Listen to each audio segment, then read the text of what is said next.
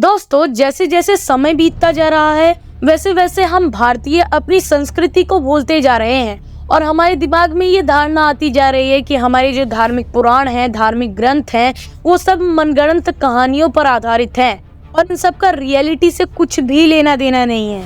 And कुछ लोगों का तो ये भी कहना है कि ये सिर्फ कहानियां हैं जिनका काम है हमें भटकाना और इन्हें पढ़कर आप सिर्फ पंडित बन पाओगे, जिंदगी में सफल कभी नहीं हो पाओगे। बट अगर सेंस में बात करें ना तो रॉबर्ट ओपनहाइमर और स्टीव जॉब्स जितना बड़ा पंडित तो कोई था ही नहीं, क्योंकि इनके मोटिवेशन, इन्वेंशंस सब कुछ भगवत गीता की नींव पर खड़े हैं। और अगर आपको अभी भी लगता है कि आप ग्रंथों की मदद से कभी सफल नहीं हो सकते तो आप इन लोगों को कौन से नजरिए से असफल मानते हो। एंड आज के टाइम पर हम जब मॉडर्न साइंस की मदद से कुछ दशकों पहले जिन कॉन्सेप्ट को क्लियर कर पा रहे हैं, उन चीजों का जिक्र हमारे पौराणिक ग्रंथों में कई हजार साल पहले मिलता है। एंड मल्टीवर्स का कॉन्सेप्ट जो अभी कुछ दशकों पहले ही आया है, उसको रामायण की एक कथा में श्री राम जी ने हनुमान जी को रियलाइज करवाया था। And matter neither be created and neither be destroyed का कॉन्सेप्ट भी भगवत गीता में श्री कृष्ण जी ने अर्जुन को बताया था। And endless cycle of creation and destruction का कॉन्सेप्ट हमें श्री कृष्ण और श्री राम जी इतने सालों पहले बता चुके हैं कि शायद तब के टाइम पर विज्ञान शब्द का भी इन्वेंशन ना हुआ हो। एंड जो हम अपनी साइंस को बहुत आधुनिक मानते हैं, उस पर बहुत गर्व करते हैं, उसमें कई सारे कॉन्सेप्ट जिसे हमने रिसेंट टाइम पर डिस्कवर किया है वो कई साल पहले हमारी ग्रंथों में मेंशन्ड है। और अगर इसका एक एग्जाम्पल दूं तो जैसे तुलसीदास ने अपने हनुमान चालीसा के अंदर एक लाइन लिखी है, जुग सहस्त्र जोजन पर भानु लील्यो ताहि मधुर फल जानू। यानी हनुमान जी ने भानु यानी सूरज को एक बड़ा पका हुआ मीठा फल समझ लिया था और उसे खाने के लिए उन्होंने जुग सहस्त्र जोजन जितनी दूरी तय की थी। एंड ये सारे जो एंशिएंट टर्म्स हैं, अगर हम इसे डिकोड करने की कोशिश करें, so 1 yuga is equal to 12,000 divine years and sahasra yojana is equal to 1,000 योजन्स।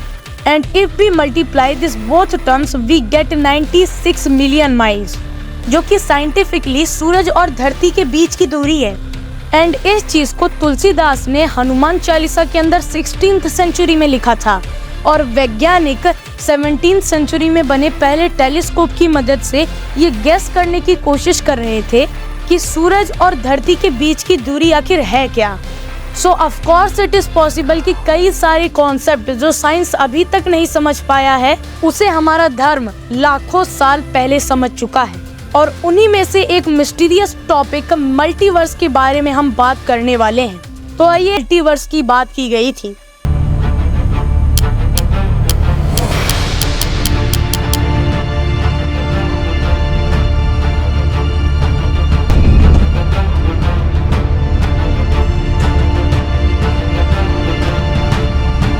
Vasuki explain the multiverse to Hanuman.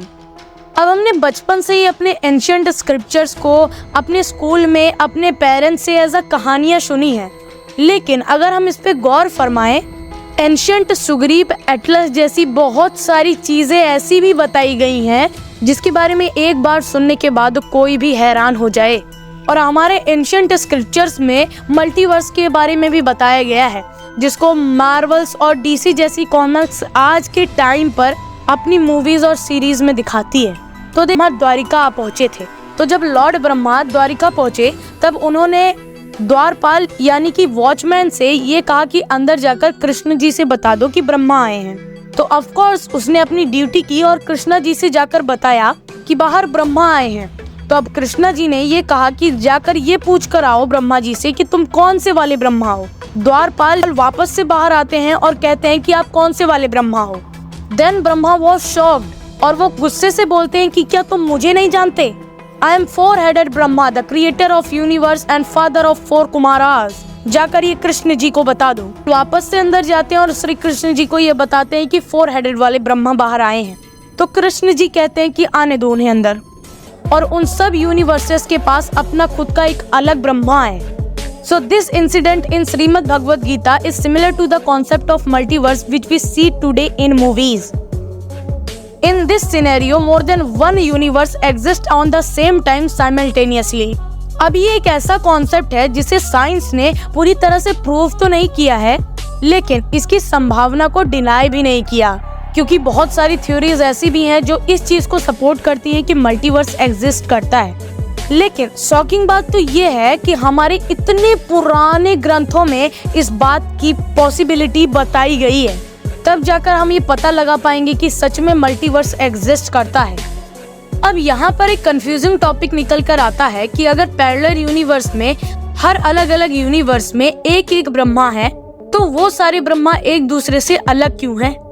महान वैज्ञानिक स्टीफन हॉकिंग भी मानते थे कि मल्टीवर्स एग्जिस्ट करता है। उनका कहना था कि जिस तरह से बिग बैंग की वजह से हमारा यूनिवर्स बना था, उसी तरह से बिग बैंग के साथ दूसरे भी यूनिवर्स फॉर्म हुए होंगे और सेम टाइम पर फॉर्म होने की वजह से वो फिजिकली भी सेम ही होंगे।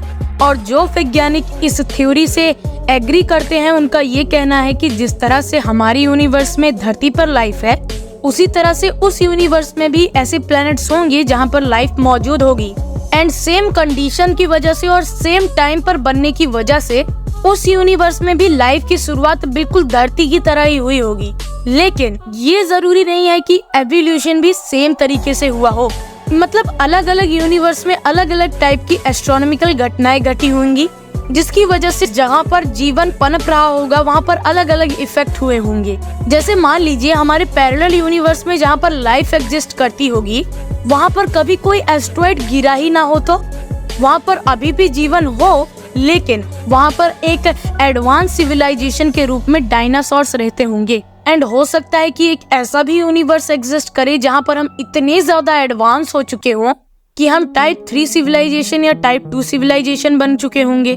या तो कई सारी यूनिवर्स में एस्ट्रोनॉमिकल इवेंट्स की वजह से जीवन का पनपना इतना कठिन हो गया होगा कि अभी वो अपने शुरुआती फेस में ही होगा। इसीलिए अलग अलग यूनिवर्स के अलग अलग टाइप के ब्रह्मा भी होते हैं, जिनमें से किसी के 4 सिर होते हैं, किसी के 8 होते हैं, किसी के करोड़ में होते हैं। तो आशा करता हूँ आपको मल्टीवर्स का ये कॉन्सेप्ट काफी अच्छी तरीके से समझ में आया होगा और आपको कैसी लगी मेरी ये कोशिश रिलीजन और साइंस को मिलाकर मल्टीवर्स को एक्सप्लेन करने की।